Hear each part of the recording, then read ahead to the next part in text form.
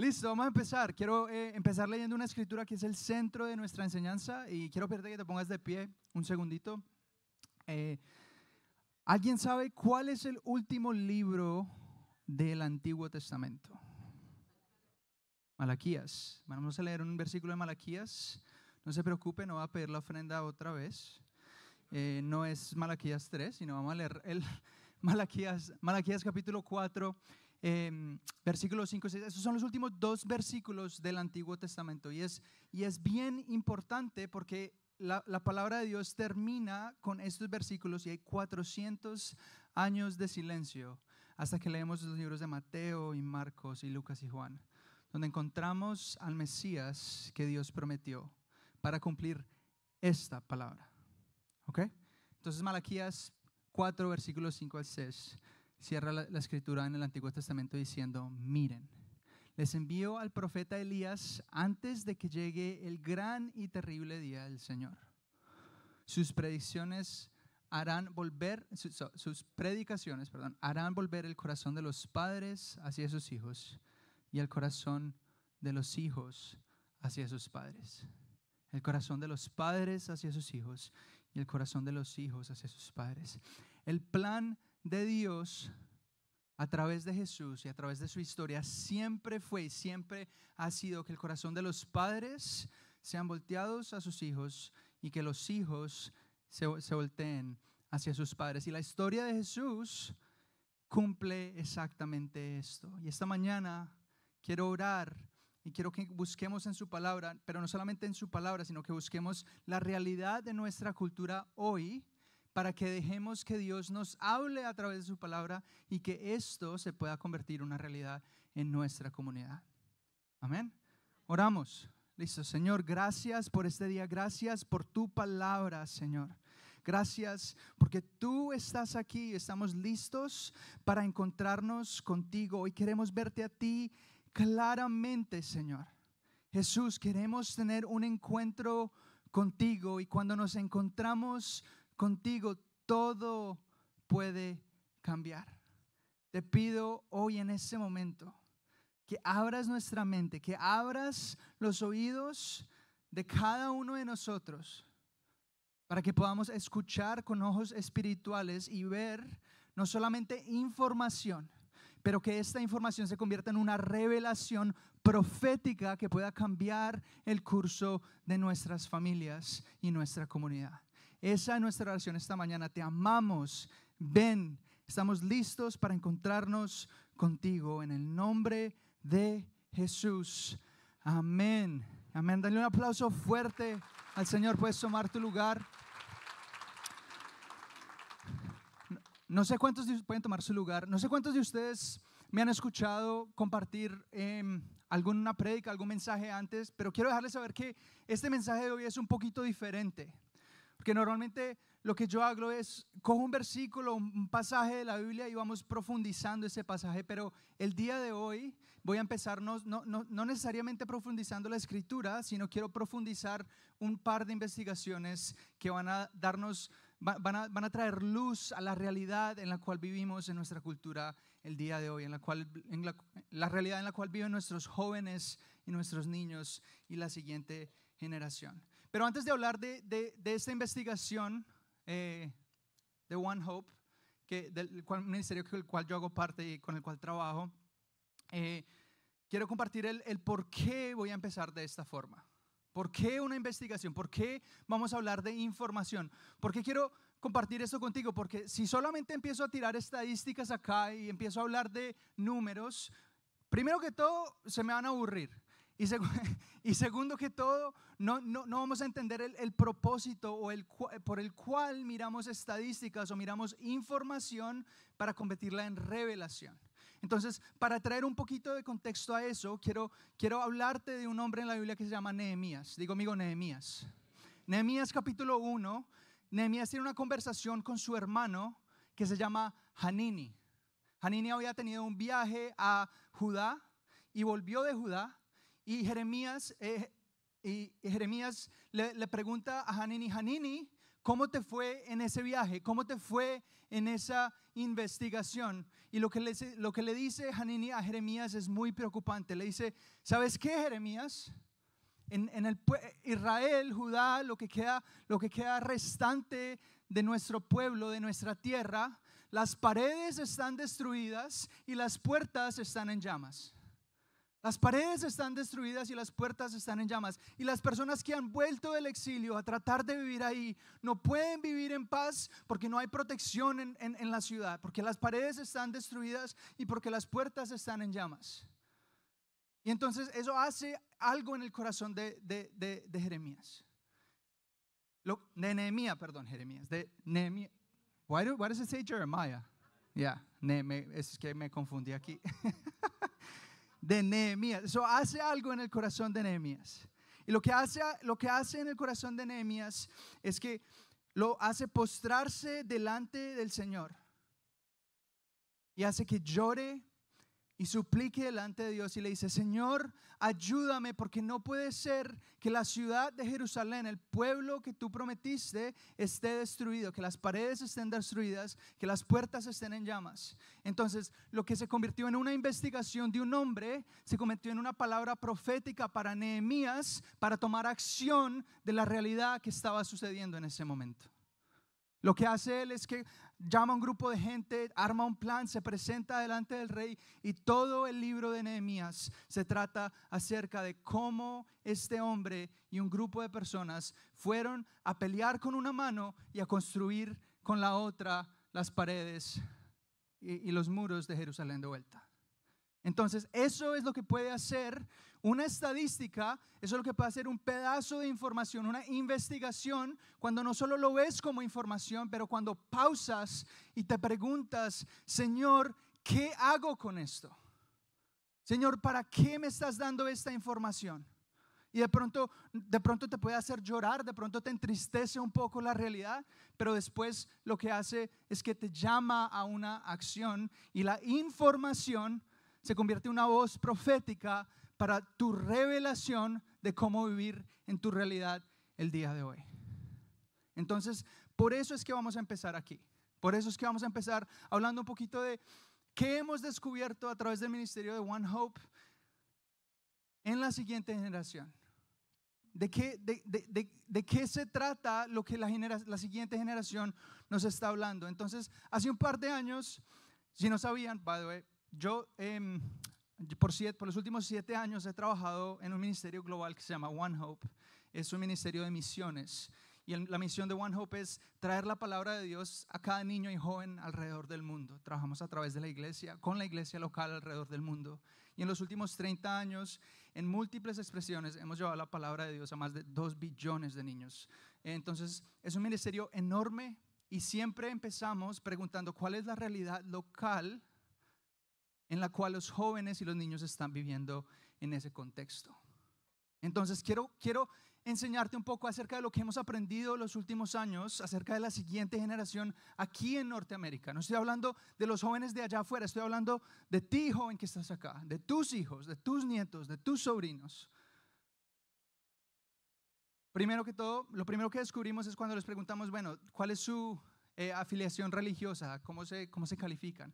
El 51% de jóvenes nos dijo que se consideraban cristianos, ¿cierto? 51% se consideraban cristianos, pero entonces cuando empezamos a indagar un poquito más y a preguntar, pero es que este cristiano, sí, ¿qué significa esto? Este cristiano actúa de esta forma y este otro dice y cree de otra forma. ¿Qué significa en realidad que esta persona se identifique como cristiano? Entonces construimos un set de calificaciones para saber cómo se comportaría un cristiano comprometido en base a las preguntas que le preguntamos. Y estas 6 características fue las que usamos para describir un cristiano comprometido.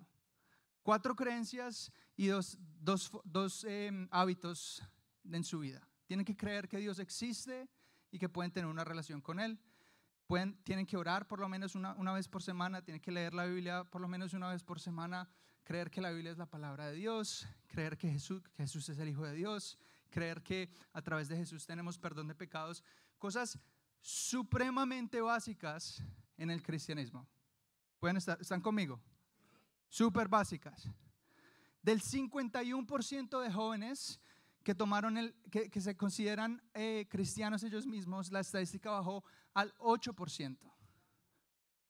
Solo el 8% del 51% de personas que se consideran cristianos tienen estas cualidades y creencias y hábitos de una persona cristiana. ¿Qué te quiero decir con esto, iglesia? Que tenemos una crisis en nuestra iglesia de discipulado. De que una cosa es tú identificarte con algo y otra cosa muy diferente es que tú vivas y demuestres eso con el cual tú te identificas. Eso no lo dije en el primer servicio, pero en Actos, creo que es el capítulo 11, habla que la primera vez que los discípulos fueron llamados cristianos fue mucho después de que fueran llamados discípulos. Se llamaban cristianos porque actuaban como Cristo, estaban dispuestos a sacrificar su vida como Cristo. Sin embargo, hoy ser cristiano es simplemente una afiliación, es un label. Es un label. Y eso llama nuestra atención, iglesia, que nosotros como pastores, como líderes, como padres, cuando miramos a la siguiente generación, tenemos que preguntarnos a nosotros mismos, ¿cómo nos está yendo? ¿Qué tal está nuestro report card? Ahora, más allá de lo que de sus creencias o de sus hábitos religiosos, les preguntamos acerca de cómo están, de cómo está su salud mental, de cómo está su sexualidad, de cómo están sus hábitos personales. Y la segunda cosa que descubrimos es que los jóvenes están luchando en el área de salud mental, en el área de sexualidad, de identidad de género. Entonces, quiero hablarte de salud mental primero. Podemos ir al siguiente slide. En Estados Unidos, aquí en Norteamérica, les preguntamos si en los últimos 3 meses has experimentado los siguientes síntomas de salud mental. Y el 74% de los jóvenes contestó que en los últimos 3 meses ha experimentado soledad.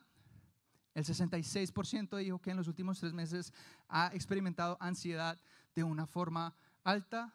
Y en el 60% nos dijo que ha experimentado depresión en los últimos 6 meses, en los últimos 3 meses. Entonces, 3 de cada jóvenes, si lo ponemos en contexto, 3 de cada jóvenes en nuestra iglesia puede que se sientan solos. 2 de cada 3 jóvenes en nuestra iglesia puede que estén experimentando ansiedad alta.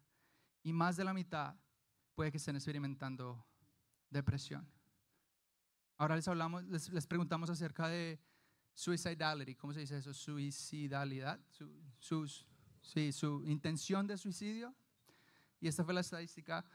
El 35% de los adolescentes en Estados Unidos nos reportaron tener ideación suicida en los últimos 3 meses. Eso significa que un joven dice, en los últimos 3 meses consideré quitarme la vida. Consideré quitarme la vida. Creo que como iglesia tenemos que pensar y responder a este tipo de investigación, este tipo de finding y saber a qué nos está llamando el Señor. ¿A qué se trata esto? ¿Cómo esto se puede convertir como las puertas de Jerusalén y los muros de los cuales vio Nehemías? Tenemos un llamado bien fuerte a pensar cómo estamos hablando con la siguiente generación acerca de su salud mental. Ahora, también les preguntamos un poco más acerca de su sexualidad y sus batallas en ese aspecto. Quiero mostrarte el siguiente gráfico. No, sigamos el siguiente. Sorry. El 50% de los adolescentes en Estados Unidos reportaron que vieron pornografía recientemente. El 50% de los jóvenes en nuestras iglesias, en nuestras casas, están luchando y teniendo batallas con la pornografía. Ahora, no son solo los niños, también son las niñas, pero los niños batallan un poco más. El 63% de ellos son niños y el 38% de ellos son niñas. Ahora tú me dirás, ¿por qué estamos hablando de esto en la iglesia en este momento? Tengo mi hijo que de pronto está muy joven acá, pero quiero mostrarte el siguiente gráfico porque es bien importante para nosotros ver esto. No estamos hablando de gente joven, mayor, estamos hablando que de 13 a 15 años, el 48% de los jóvenes reportan que ellos mismos están viendo pornografía recientemente. De edades 16 a 17 años, 18 a 19 es alrededor del 51%. Y nuestra labor, una vez más, es saber que si nosotros como iglesia, si nosotros como padres no estamos teniendo estas conversaciones con la siguiente generación, la cultura la va a tener. Su computador las va a tener. Su teléfono las va a tener. Sus redes sociales las van a tener. Y las están teniendo. Entonces es nuestra labor ver esta estadística y saber cómo, pedirle al Señor sabiduría para saber cómo responder, cómo hago yo para traer este contexto a mi familia, a mi casa, tener este tipo de conversaciones ya, hoy. ¿Cómo respondemos a esto? Seguimos un poquito hacia adelante. ¿Qué aprendimos sobre sus ideas sobre la identidad de género? Ustedes saben que estamos en una cultura bien polarizada y hoy en día hay una idea que tu sexo y tu género son dos cosas diferentes, ¿cierto? El sexo es con lo que tú naces, tu género es lo que tú llevas por dentro y puedes escoger lo que tú quieras, cuando la palabra de Dios nos enseña que tú eres una sola persona, que el Señor te creó y te amó tal y como eres y que tú no tienes que separar tu persona interior con tu persona exterior porque Él te diseñó tal y como tú eres. Amén. Sin embargo, sí, dale un aplauso fuerte al Señor. Solo la mitad de nuestros jóvenes tienen una perspectiva bíblica al respecto. El otro 44% dice que el género se basa principalmente en los deseos o la atracción sexual de cada persona. Y el 3% dice que el género se basa principalmente en la forma en la que la sociedad ve a esa persona. ¿Mi identidad se basa en lo que los otros dicen de mí? ¿O mi identidad se basa en lo que yo pienso, como yo me siento, lo que yo quiera? Yo soy mi propio ídolo. Ese es el Dios de hoy en nuestra cultura. Cuando tu identidad se basa en lo que Dios dice de ti, no hay mejor forma de vivir tu vida que de esa. Y tenemos que tratar de tener este tipo de conversaciones con la siguiente generación, no de una forma legalista o de una forma, ¿cómo lo digo? Como de batallar, de querer pelear, sino empezando con conversaciones de amor, pero siempre también levantando la verdad de lo que Dios dice de ti y de mí. Y eso comienza formando ese tipo de identidad desde pequeño, desde casa, sabiendo y teniendo ese tipo de conversaciones basadas en la palabra de Dios, de qué se trata la identidad de cada joven, de cada niño desde el comienzo. Ahora, no solamente les preguntamos sobre qué están batallando, sino también les preguntamos, gracias por llegar ahí, un poquito con anticipación, pero les preguntamos, ¿qué te está influenciando? ¿Cuáles son las cuáles son las voces más importantes que te influencian a ti como joven?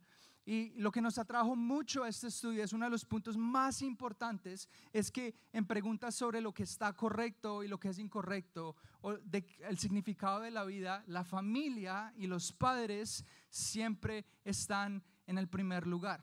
El 52% de los jóvenes dice que los padres tienen la mayor cantidad de influencia con preguntas sobre lo que está correcto y lo que es incorrecto.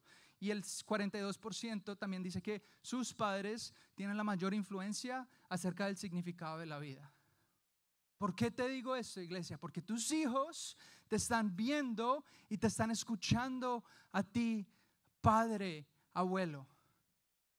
Como pastor de jóvenes, como líder de jóvenes durante los últimos 13 años, no le puedo contar la cantidad de veces que me ha venido una madre, más que todo son las mamás, la verdad, una madre a decirme, necesito por favor que hable con mi hijo, es que él no me escucha, es que él no pone atención, necesito que alguien se pueda y se siente y hable con él.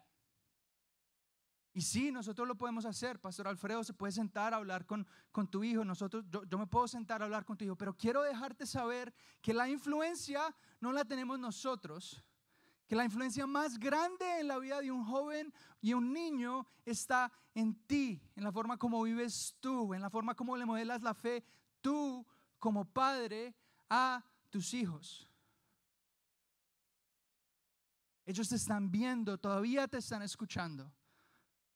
Y es algo no solamente que vemos en esta generación, pero cuando hace 10, 20 años se hizo este tipo de estudios, siempre ha sido lo mismo. El predictor número uno de cómo se pasa la fe de generación a generación son los padres y la relación entre los padres y sus hijos.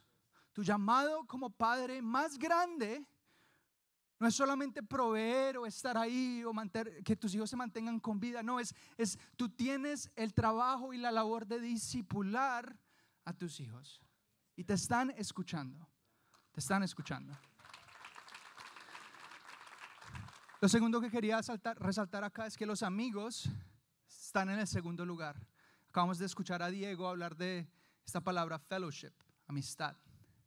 Y me parece bien importante que tú sepas, joven que estás acá, joven adulto que estás acá, que tu influencia en las personas que están alrededor tuya importa más de lo que tú te imaginas. Que tú tienes el poder de cambiarle la vida a alguien más cuando le dices, bro, vente a Expedition. Ven a competir, mira lo que pasa y de pronto le abres tu amistad, de pronto le puedes hablar a un joven que se siente solo, a uno de esos 64% de jóvenes que están lidiando con depresión. O sea, tú tienes esa influencia en tu cultura y te pido hoy, úsala. ¿Ok? Entonces, lo que hizo esta estadística es que nos hizo preguntarnos a nosotros mismos en One Hope, ok, entonces necesitamos tener conversaciones con los padres. ¿Cómo se están sintiendo los padres? Te pregunto, ¿cómo te sientes tú hoy como padre? Y esto es lo que aprendimos acerca de los padres y cómo ellos se sienten. La cantidad de influencia la cual los padres sienten tener sobre sus hijos. Solo la mitad de los padres cristianos, by the way, estos son padres cristianos, solo la mitad de padres cristianos en Estados Unidos consideran que ellos tienen una tremenda cantidad de influencia sobre sus hijos. El otro 42% dice que tiene alguna influencia y el otro 9% dice que tiene ninguna influencia sobre sus hijos. Más aún allá, en la siguiente estadística les preguntamos, y esta es mi última, lo prometo, porque ya vamos a entrar a la palabra. Seguimos.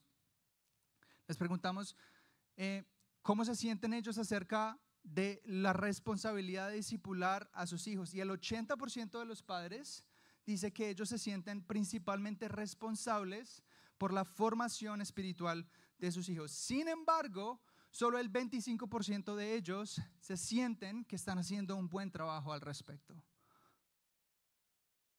Se sienten que están en un buen lugar acerca de sus interacciones relacionadas con la fe con sus hijos. Entonces, puede que tú estés acá y tú sientas el peso y la responsabilidad de la formación espiritual de la siguiente generación de tus hijos, de tu casa, de tus nietos, pero la realidad es que solo 1 en 4 padres sienten que están haciendo un buen trabajo al respecto. Y es por eso, iglesia, que estamos teniendo esta conversación. Es por eso, iglesia, que hacemos series como esta. Porque no solamente se trata de que sea tu responsabilidad como padre, se trata de que sea algo que tú apliques y vivas en tu vida, porque sabes el impacto que no solamente tiene en esta generación, sino en las generaciones por venir. Entonces, esta es la realidad, estos son los muros, estas son las puertas. Ahora te pregunto, ¿cómo vamos a responder? ¿Cómo vamos a responder a la crisis espiritual? ¿Cómo vamos a responder a la crisis en salud mental? ¿Cómo vamos a responder a la crisis de sexualidad que están viviendo nuestros jóvenes aquí? No estamos hablando de alguien más, estamos hablando de nuestro contexto. Quiero compartir del plan de Dios desde el principio, porque el plan de Dios y el diseño de Dios para que la familia florezca siempre ha sido a través de ti, Padre. En el libro de Génesis, capítulo 1, la Biblia habla de que Dios creó todo, ¿cierto? Creó el universo, el cielo y la tierra. Y cada vez que Él creaba algo, Él decía, esto es bueno, esto es bueno, esto es bueno. Y cuando creó a Adán, ¿qué dijo? Esto es muy bueno, ¿cierto? Buenísimo. Después pausa y dice, ¿sabes qué? Hay algo que no está bien. Falta algo, falta algo. Y lo que hizo es que hizo que Adán se acostara a dormir, y de Adán sacó a Eva, y después a través de Adán y Eva Él les dio un llamado, les dijo, sean fructíferos, multiplíquense. Yo bendigo, ese fue el primer mandato de Dios a la humanidad. El plan de Dios desde el principio siempre ha sido centrado a través de la familia. La familia es el bloque principal con el cual la sociedad se construye. Nuestra sociedad no está construida con principios o con gobiernos. Nuestra sociedad, el bloque principal en el cual se construye nuestra sociedad es la familia. Desde el principio Dios ha usado la familia. Piensa en Noé y en los grandes nombres de los cuales Dios habla a través de su palabra. Dios no llamó solamente a Noé. Dios llamó a Noé y a su familia. Dios llamó a Abraham y a su familia. En ese caso era solo él y Sara. Pero a través de él y de su descendencia, Dios trajo al pueblo de Israel. Todo un pueblo, el cual Dios llamó, elegido para contar su historia en el Antiguo Testamento. Todo ese pueblo vino a través de una familia. La historia de Dios y el plan de Dios para que tú florezcas, para que tus hijos florezcan, para que nuestras iglesias florezcan, desde el principio del tiempo no se trató de religión, de organización, de iglesias, de pastores, de líderes, de gobierno, de tecnología, de todo lo que todos nos llenamos la vida haciendo o consumiendo. Se trató siempre de la familia. Y quiero dejarte saber hoy algo, iglesia, que Dios todavía no ha cambiado su plan. Que Dios te sigue llamando a ti, te sigue dando la responsabilidad de ser el ministro principal de tu casa, de tu hogar, de tu familia. ¿Alguien está aquí? Yo no sé si alguien está aquí, pero Dios está hablando a tu corazón esta mañana. En el libro de Deuteronomio, antes de que el pueblo de Israel entrara a la tierra prometida, Moisés sabía que él no podía entrar a la tierra prometida. Entonces él se preguntó a sí mismo, ¿qué estrategia le doy al pueblo cuando ya ellos puedan entrar a la tierra prometida? Para que la fe que tenemos en lo que Dios nos ha enseñado pueda pasar de esta generación a la siguiente generación. Y esta es la instrucción en Deuteronomio capítulo 6, versículo 5, que Moisés le dio al pueblo, y no se la dio a Aarón, no se la dio a los líderes religiosos, se la dio a los padres de familia. Leámosla juntos. Dice, ama al Señor tu Dios con todo tu corazón, con toda tu alma y con todas tus fuerzas. Grábate en el corazón estas palabras que hoy te mando. Incúlcaselos constantemente a tus hijos. Háblales de ellas cuando estés en tu casa, cuando vayas por el camino, cuando te acuestes y cuando te levantes. Átalas a tus manos como un signo, llévalas en tu frente como una marca y escríbelas en los postes de tu casa y en los portones de tus ciudades. ¿A quién es la instrucción, iglesia? A los padres, a los abuelos, a los tíos, a los líderes de casa, y que puedan enseñar, puedan modelar y puedan vivir sus tradiciones siempre centrados acerca de la palabra de Dios. Entonces, ¿cuáles son las 3 maneras en que esto sucede? Si podemos seguir al siguiente slide. Es eso, es la enseñanza, el modelado y la tradición. Tienes que tomarte el tiempo para enseñarle a tus hijos en qué es lo que tú crees, perdón, y por qué crees en lo que tú crees. Necesito agua.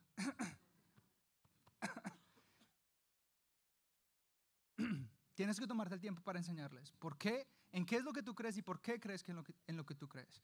Pero si solo te tomas el tiempo de enseñarles en qué es lo que tú crees y no te tomas el tiempo de modelarles la forma en la que tú lo crees, por ejemplo, hijo, tienes que leer la Biblia, hijo, tienes que ir a la iglesia, hija, tienes que ir a orar, hijo, tienes que perdonar, hijo, tienes que portarte amable, hijo, tienes que vivir en santidad, hijo, no tienes, gracias pastor, hijo, no deberíamos estar viendo pornografía o whatever, teniendo ese tipo de conversaciones y solamente le enseñas sin modelarle a tus hijos. O sea, la pregunta es, ¿ellos te ven abriendo las escrituras? ¿Ellos te ven teniendo tu tiempo de oración? ¿Ellos te ven viviendo una vida de integridad y santidad?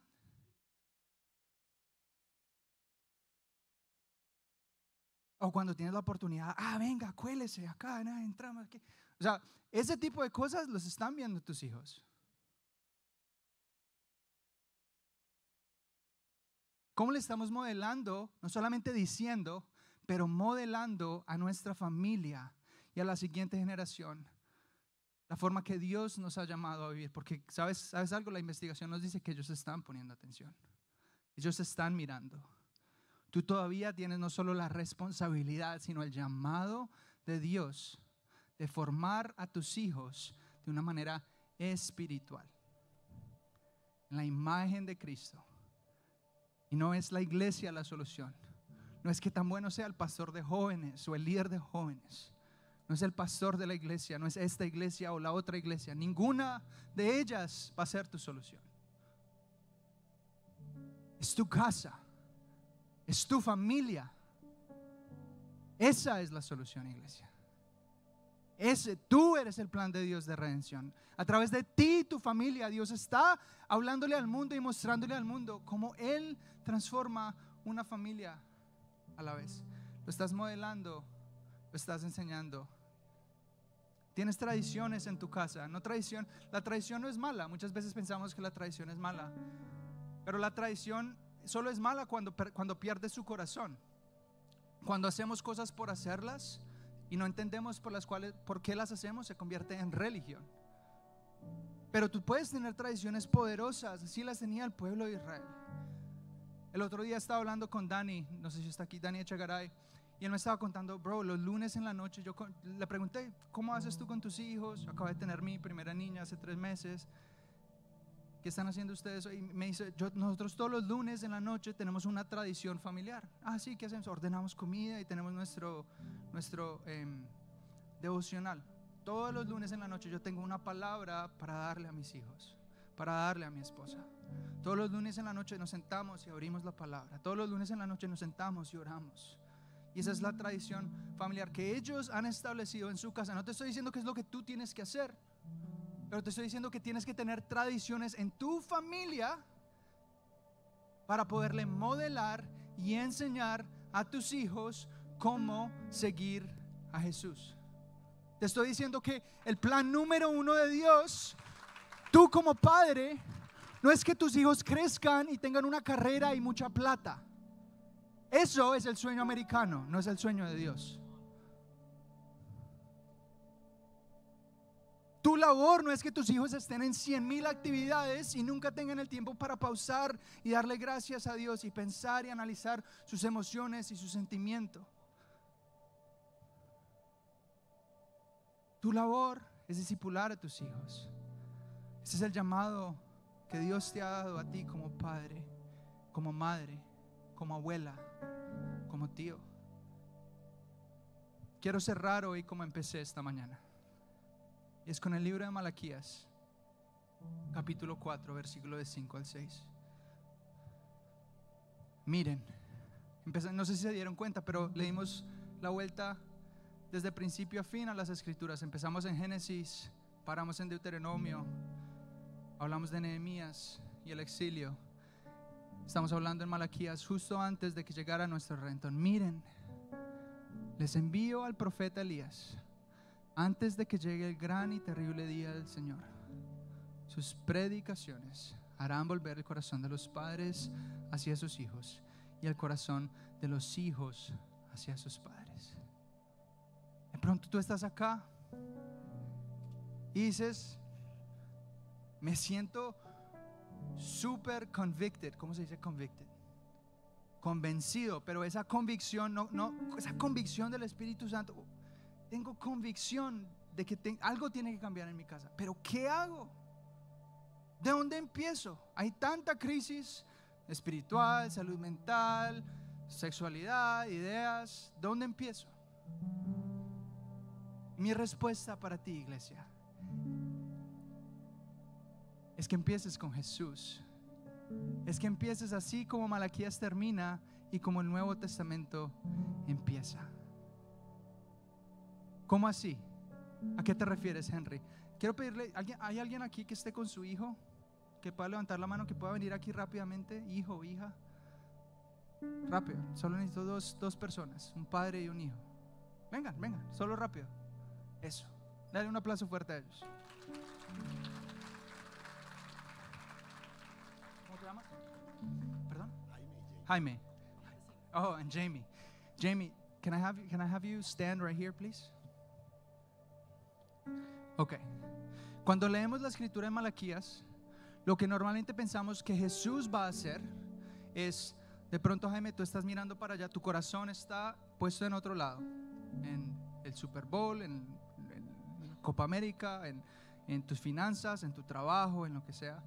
Y Jamie, tu corazón está puesto hacia allá, no sé, con el colegio, en tus amigos, amistades, redes sociales, lo que sea. Y lo que pensamos cuando vemos la escritura, if we can change that slide, we're not there yet, es que Jesús va a voltear a Jaime y le va a decir, Jaime, mira, ahí está tu hija, ven, acércate. Y que Jesús va a voltear a Jamie y le va a decir, mira, Jamie, ahí está tu padre. Pero en las escrituras vemos que Jesús dice cosas bastante controversiales. Por ejemplo, que aquel que no esté dispuesto a negar a padre y a madre y a seguirme, no es digno de mí. ¿Cómo así, Jesús? O sea, vas a voltear el corazón de padre e hijo hacia, pero me estás diciendo que si yo no niego a mi padre y madre, ¿cómo así que no soy digno de ti? Entonces, ¿de qué se trata todo esto? Se trata de que Jesús no está volteando el corazón de Jamie a que mire a Jaime y el corazón de Jaime a que mire a Jamie. Jesús lo que está tratando de hacer es decir, Jaime, tu corazón está puesto en X, en Y y Z, pero ¿sabes qué? Mírame a mí, mírame a mí, solo mira a Jesús, solo mira a Jesús, solo mira a Jesús. Y tú pones tu mirada en Jesús y de la misma forma Jesús está cautivando el corazón de Jamie y le está diciendo, tus ojos están puestos allá, pero ¿sabes qué, Jamie? Voltéate acá y mírame a mí, y mírame a mí. Y cuando tú pones tu mirada en Jesús, ahora sí podemos poner el gráfico, cuando tú pones tu mirada en Jesús, Él se convierte en el mediador entre cada relación que tú tengas. No se trata solo de tu relación con el Padre, no solamente es el mediador entre tu relación con el Padre. Ese es el evangelio que predicamos, ¿cierto? Que aquel que no tuvo pecado se convirtió en pecado para que yo pueda convertirme en la justicia de Dios. Que Jesús tomó mi lugar en la cruz para que yo no tenga que morir. Y sí, Él se convierte en tu abogado, en tu mediador con el Padre Celestial, pero no solamente se quiere convertir en el mediador con tu Padre Celestial. Él se quiere convertir en el mediador de cada una de tus relaciones. Entonces, Jaime, tú miras a tu hija no solamente porque amas a tu hija, pero tú miras a tu hija a través del lente de Jesús. Y cuando Jesús te llama como padre a rendir tu vida por tu familia, ¿sabes qué dices? ¿Sabes qué? Sí lo puedo hacer porque Jesús me ha llamado a sacrificar a mi vida porque Él lo hizo primero. Y puedo amar a mi hija como Jesús amó a la iglesia. Y puedo perdonar a mi hija porque Jesús me perdonó primero. Y puedo traer conversaciones porque Jesús está en el centro. Y tú como hija puedes decir lo mismo. Voy a amar a mi padre porque tengo mis ojos puestos en Jesús. Voy a honrar a mi padre, voy a escuchar a mi padre, voy a perdonar a mi padre porque Jesús me perdonó primero. Entonces no se trata de que tú salgas de aquí buscando sanar y arreglar todas las relaciones por ti mismo, por ti solo. No, El llamado de hoy es que tú voltees tu mirada y puedas ver a Jesús, y que si Jesús está en el centro de tu vida, si Jesús está en el centro de tu vida, entonces todo lo demás, una cosa a la vez, puede ser transformada y redimida. Muchas gracias.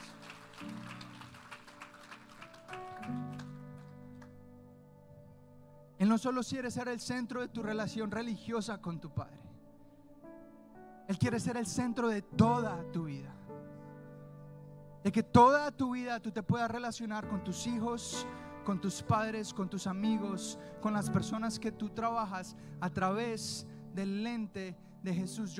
Esta relación horizontal es transformada porque Jesús está en el medio. Y cuando eso cambia, entonces todo empieza a cambiar. Entonces me tengo que empezar a hacer preguntas de cómo me relaciono con mis hijos, cómo me siento con mis hijos en la mesa, porque Jesús está en mi mesa. No puede ser posible que cada cena que yo tenga con mis hijos, ellos estén en su teléfono y yo esté en mi teléfono y todo el mundo está en su teléfono y nunca tuvimos una conversación. Tú cenaste con la red social que tú ves y ellos cenaron con su red social y nunca hicimos nada.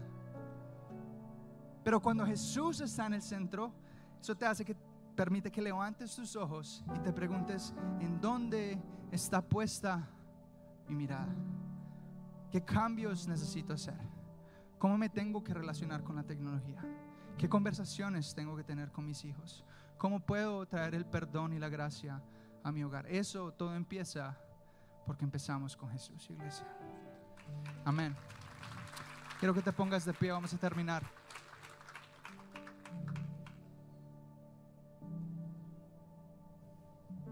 Sé que compartí mucho y es un poco tarde, pero quiero que cierres tus ojos.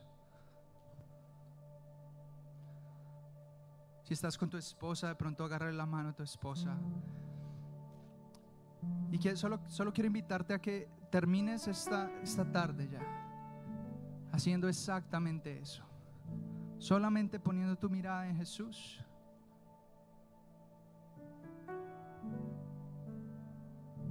De pronto te sientes pesado, agobiado, porque tus hijos están lejos.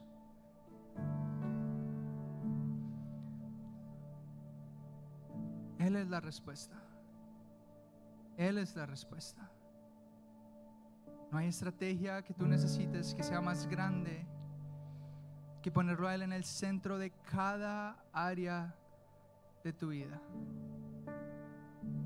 Entonces, Jesús, esta mañana nos humillamos ante ti, sabiendo que tenemos una responsabilidad enorme, que tú nos has llamado a cada uno de nosotros a una responsabilidad en nuestra casa, en nuestra familia, que cada familia representada aquí está llamada a ser tu imagen hacia este mundo, que son el plan perfecto que tú tienes para redimir a la humanidad. Es la familia, es cada padre, es cada hijo. Yo te pido hoy en el nombre de Jesús que voltees nuestros corazones de los hijos hacia los padres y de los padres hacia los hijos, porque cada uno de nuestros ojos hoy se postra frente a ti.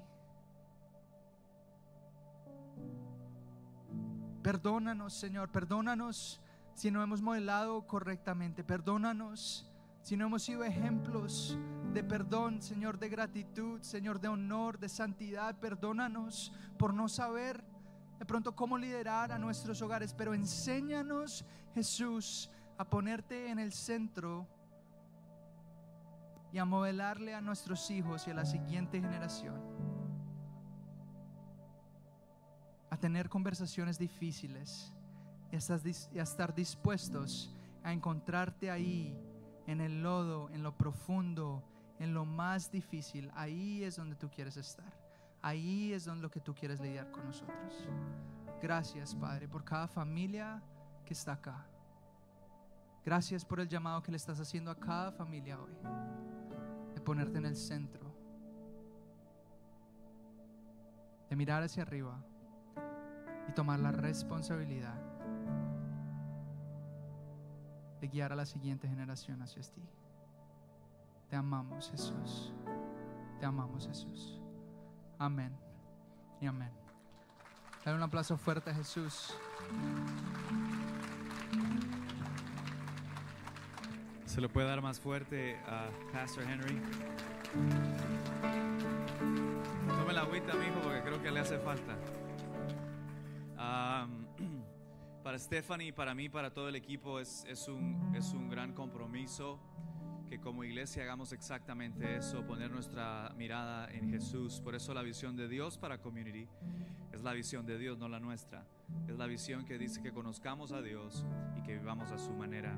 No sé si usted se acuerda, hace un par de semanas hablamos de Malaquías capítulo 4. Es un versículo profético del fin del tiempo. Dice, antes de que llegue el día, el último, la segunda llegada de nuestro Señor Jesucristo. Está hablando del fin de los tiempos. Yo necesito que usted entienda eso. Estamos en el fin de los tiempos. Este tema está patas arriba. Sí. Y uno diría, ¿cuál es la estrategia de Dios? La que siempre ha sido, la familia.